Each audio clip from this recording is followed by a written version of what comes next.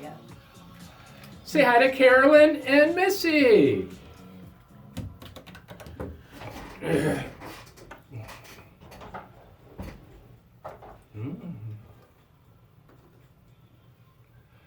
Local news you trust and the music you love, 96.7 TSA FM. Elton John, Dua Lipa putting their Wonder Twin powers together on Cold Heart here at 7:37 on this Giving Tuesday here at the Morning Brew. A partly cloudy day coming up. We're into the mid-30s. Partly cloudy tonight. We get down to the upper 20s. 18 degrees in Greenfield, 14 degrees in Keene. It is 16 degrees outside our waterfront studios. And on this Giving Tuesday, as part of our day-long Project Feed Radiothon, as we raise proceeds for Project Feed 2021, I get to welcome a couple of special guests into the studio here on this Tuesday morning. From St. Bridget's Kitchen, I say good morning to Carolyn Pichak. Good morning. Good morning, Ian. Great to be here on Giving Tuesday. And you brought a pal. You brought Miss I Missy did. Galanis. How are you? Good morning, I'm fine, thank you. So we get two guests. I'm glad I kind of picked up in here. You know, I was a little worried, a little sloppy in here.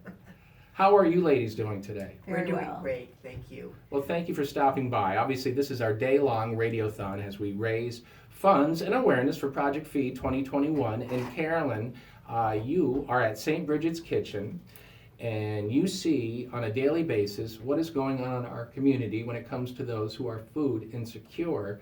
And I got to ask you, how does Project Feed help St. Bridget's Kitchen? Well, we're very happy to be connected with Project Feed. First, we receive canned goods and food from the school next door, St. Michael's School. The children do a great job of collecting hundreds and hundreds of pounds of food, which they all bring over in a little parade towards the end of Project Feed. It's a great day. Everybody's smiling, everybody's happy, and I think they're very proud of what they give. We also get that big monetary donation that really helps us get through the year.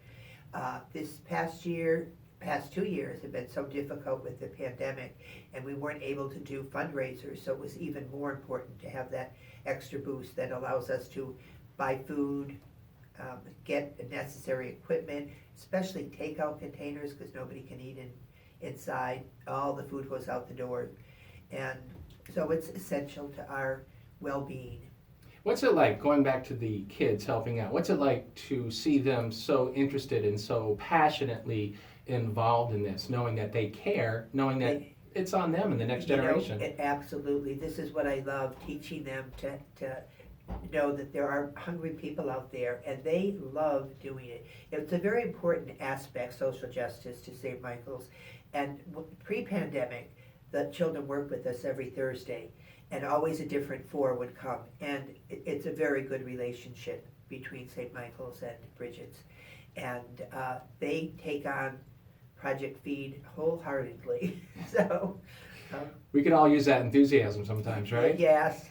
And speaking of enthusiasm, Missy, I hear you were the central cog in the recent turkey distribution. How did that go?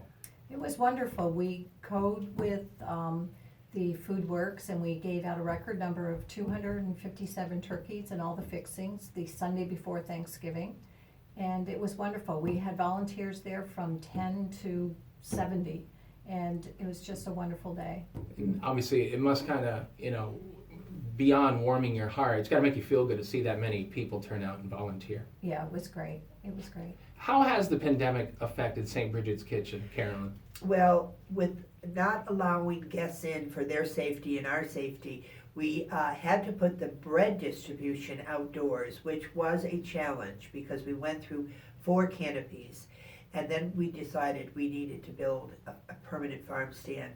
And it has been so well received by people in Brattleboro, and it's stocked with bread, produce from the Vermont Food Bank, which we partner with, which keeps us going all year round, and other breads, peanut butter, any essential foods that people might need are stocked in that food stand. And it's visited many times a day, probably 20, 25 times a day. People stop in there, maybe even more. So that has been one of the biggest changes we've made in our almost 40-year existence, is just offering food that no questions asked. Anyone goes in and takes what they need. I was going to ask you, what's the first step? And it's hard for people who need help to sometimes draw that attention to themselves, and they may feel, for a lack of a better word, embarrassed to say, I need some help. I know. I feel it very bad when people have reluctance, but of course they do. We just try to make them feel as welcomed as possible, and we do it every day, so it's not unusual for us to see people in need, so we try to just sort of make it seem very welcoming. What's the first step somebody should take if they do need some help and they want to come to St. Bridget's Kitchen? They could just knock on our door, and we also have boxes of staples available for anyone who needs food at any time. As long as we're there, we'll help them. Missy, going forward as Christmas approaches, what are the needs that you see on a daily basis at St. Bridget's? Obviously, it's more about people who are food insecure, I take it, right? Yeah, we also just did a coat drive too, and we just collect coats, men and women, and we put them outside on a rack, and they can, whoever's in need. Sometimes they'll come to the door and ask us, but otherwise we like to put them out there so they can just go through them and pick whatever they like and to keep themselves warm. We also will have a backup of blankets and things like that, and scarves and hats when we see the need. Socks are a great thing. They love to get socks. Yes. So whenever we can find socks, we give out socks too. So we Very try to hit those other elements in their life other than just food. And listen, I can't thank both of you enough. Thank you for stopping by today. Carolyn, is there anything else that you wanted to mention in regards to St. Bridget's Kitchen? Well, I think that we have been blessed with such wonderful volunteers at Bridget's over the past 40 years. That's our biggest asset, the number of people that come to work and volunteer at Bridget's Kitchen. Thank you all. It's a beautiful place. I know it's amazing because our dear late friend, Mr. Timothy Yes. O'Connor, Yes.